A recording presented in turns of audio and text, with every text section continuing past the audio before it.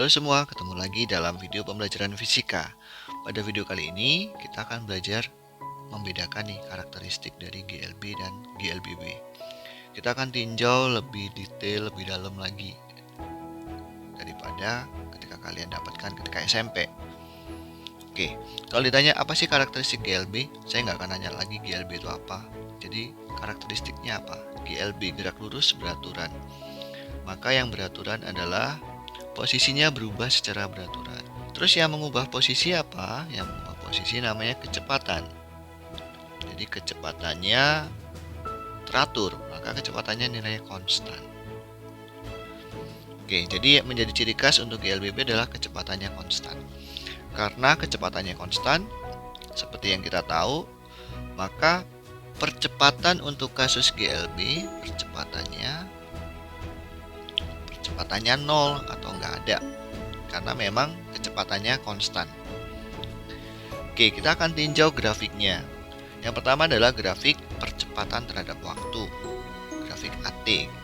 Seperti yang kita tahu tadi, grafik AT adalah 0. Jadi memang grafiknya 0. Berarti memang nggak ada yang mengubah, kecepatannya pun konstan. Oke, kita akan lanjut aja ke grafik kecepatan. Untuk kecepatan terhadap waktu, grafiknya kita tahu kalau GLB itu konstan. Jadi kalau dia bernilai V, dia akan garis lurus sejajar dengan sumbu horizontal. Dalam kasus ini sumbu kita adalah sumbu T. Nah, untuk grafik V terhadap T ini, kita akan bisa hitung untuk selalu grafik VT, kita bisa tentukan dua keadaan. Yang pertama adalah gradien atau kemiringan. Itu menunjukkan besaran percepatan. Loh, tadi bukannya GLB percepatannya 0? Betul. Kalau kita cek apakah grafik tersebut miring? Tidak kan? Karena grafik itu tidak terdapat kemiringan, maka gradiennya pun 0. Sehingga memang untuk GLB hanya sama dengan 0. Jadi poin pertama untuk grafik VT bisa dihitung adalah gradien. Kemudian yang kedua, untuk grafik VT kita bisa tentukan juga adalah luas di bawah grafik seperti yang sudah diarsir. Maka luas di bawah grafik menunjukkan besaran perpindahan atau jarak. Oke, kalau tinjauan kita vektor, maka fokus kita pada perpindahan. Kalau perpindahan kita simbolkan delta X vektor, maka luas kita hitung luas, maka V kali delta T. Nah, delta T itu adalah selang waktu. Mungkin kalau dalam buku literatur kalian menggunakan T saja itu nggak masalah. Sedangkan kita tahu delta X itu X akhir, XT namanya, dikurangi X0. Apa itu XT dan X0? XT dan X0 adalah posisi akhir dan awal. Sama dengan V dikali T. Kalau kita ganti delta T menjadi T, maka kita akan tahu persamaan posisi XT sama dengan X0 ditambah V kali T. Ini adalah persamaan posisi untuk GLB. Kita akan lihat kalau kita sudah tahu persamaan posisinya seperti ini, gimana sih grafiknya? Kita akan gambarkan grafik XT, X0 plus VT adalah linier. Miring linier, kalau kalian ingat di persamaan matematika, Y sama dengan MX plus C, maka kita akan bisa gambarkan grafik ini. Maka grafik XT atau posisi terhadap waktu kurang lebih begini.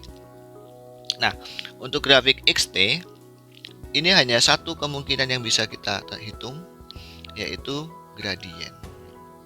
Gradiennya adalah menyatakan besaran kecepatan. Kan GLB bukannya kecepatannya konstan, kita cek saja. Kalau kita lihat, grafik ini kan memiliki kemiringan yang sama. Makanya boleh dikatakan memang kecepatannya pun nggak berubah. Berapa secara matematisnya? Kalau kita hitung gradien, kalau kalian ingat di persamaan matematika, gradien itu adalah tangen theta. Tangen itu berarti delta X dibagi delta T. Nah, ini adalah persamaan dari kecepatan. Oke, itu adalah bahasan kita, tinjauan kita pada grafik. Kita mau lihat secara umumnya, ini ada ilustrasinya begini. Untuk yang GLB, kalau ada benda bergerak ke kanan, maka grafiknya seperti itu. Kalian bisa lihat ya, untuk membanding seperti yang tadi. Kemudian gimana untuk geraknya ke kiri? Seperti itu grafiknya. Posisinya pun akan turun karena memang ke kiri. Kalian bisa perhatikan lebih detailnya. Kecepatannya pun negatif karena bergerak ke kiri. Kalau Kalau yang ke kanan kecepatannya positif. Percepatan untuk dua keadaan itu sama-sama dengan 0. Oke, yuk kita akan lanjutkan ke GLBB. Untuk GLBB, apa sih karakteristiknya? Namanya gerak lurus berubah beraturan. Kita akan cek dulu dari yang pertama. Yang berubah secara beraturan adalah kecepatan. Jadi kecepatannya itu berubah secara teratur tapi ya. Nah, kalau kalian ingat yang mengubah kecepatan itu namanya percepatan. Karena berubahnya teratur, maka bisa kita sebut percepatannya konstan. Oke, percepatan konstan. Berarti kalau percepatan konstan, kecepatannya berubah sesuai dengan yang di atas ya. Berubahnya ini bisa positif, bisa naik makin cepat, atau bisa mengecil kecepatannya. Kalau kecepatannya naik, kita sebut dipercepat. Kalau kecepatannya turun, makin lama makin kecil, kita sebut diperlambat. Oke, itu karakteristiknya. Percepatannya konstan. Kita mau gambarkan grafiknya untuk masing-masing seperti yang GLB tadi. Percepatan bagaimana, kecepatan gimana, dan posisi seperti apa. Kita lihat grafik percepatan terhadap waktu A terhadap T. Karena percepatannya konstan, kita anggap ini A-nya positif, kurang lebih begini. Dari grafik percepatan terhadap T, kita akan bisa hitung. Cuma ada satu kemungkinan, yaitu luas. Jadi kita hanya bisa menghitung luas ini. Apa sih luas itu? Diinformasikan luas di bawah kurva itu merupakan delta V, perubahan kecepatan, atau ini kita sebut sebagai delta V. Kalau kayak gini kita bisa hitung berapa delta V-nya. Kita hitung luas itu adalah A dikalikan delta T. Atau A delta T tadi kalau kita boleh anggap T saja nggak masalah. Jadi ini adalah VT kurang V0 sama dengan A kali T. Maka kita bisa akan nyatakan ini dalam bentuk VT sama dengan V0 plus AT. Nah, ini kalau kalian SMP ingat, ini adalah persamaan atau rumus pertama lah untuk GLBB. VT adalah kecepatan akhir, V0 itu kecepatan awal, A percepatan, T waktunya.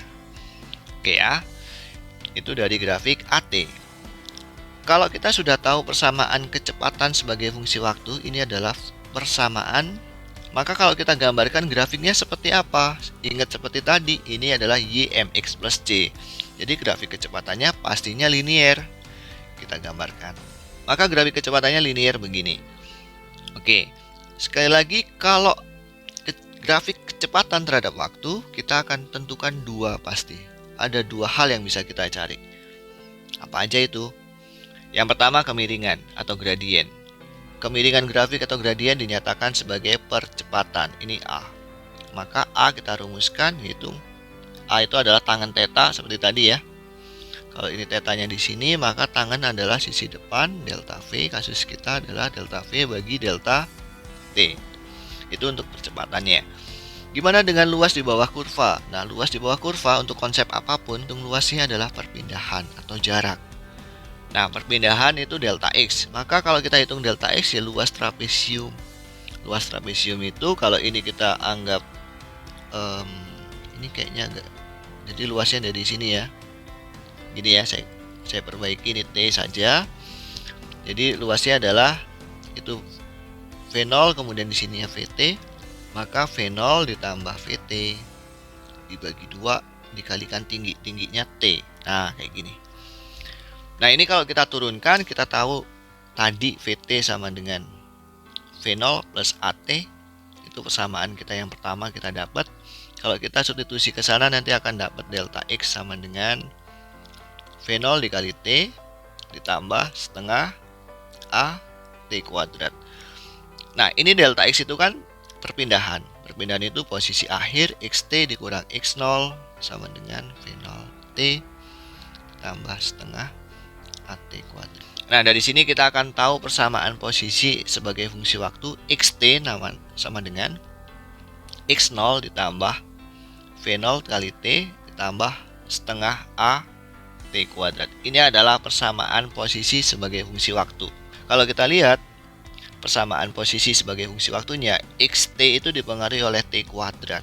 Kalau kita gambar persamaan posisi ini, seperti apa ya gambarnya? Posisi ini kalau kita gambar kurang lebih parabolik, nggak mungkin linear. Ada dua keadaan. Di sini paraboliknya ada dua keadaan. Saya gambar AB, jadi grafiknya melengkung ke atas. Kalau ini melengkung ke atas, ini kita sebut untuk A positif. Ingatkah A positif? Itu namanya dipercepat. Terus gimana kalau akselerasinya negatif, percepatannya negatif atau diperlambat? Maka melengkungnya kebuka ke bawah. Jadi kalau saya gambarkan di sini kurang lebih begini. Maka untuk yang melengkung ke bawah ini kita sebut A-nya negatif atau diperlambat. Oke. Sekali lagi sama seperti tadi, kalau grafik XT kita hanya boleh menghitung satu, yaitu gradien.